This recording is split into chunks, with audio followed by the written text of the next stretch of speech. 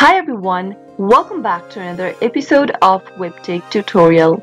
In today's video, I'm going to show you how to log in to Sandwell College student account. So keep watching the video till the end and don't forget to subscribe to our channel by hitting that subscribe button. Press the notification bell so that you'll never miss another upcoming upload from us. Open up a web browser to get started. Into the web address bar, type in www.sandwell.ac.uk and press enter on your keyboard. Once you end up on the official web page, scroll down and click on the student login link on the right hand side. Now click on the student portal option on the next page. Inside student portal, scroll all the way down and click on this click here to go to your email login option in order to log into your account with email. On the next page, in the sign in area, enter your email address, phone number or your Skype ID in the text box. Now click the next button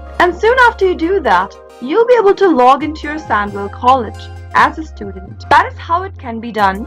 I hope the tutorial was helpful to you. If it was, go ahead and give us a thumbs up. I'll be back soon with more videos like this. Thank you for watching.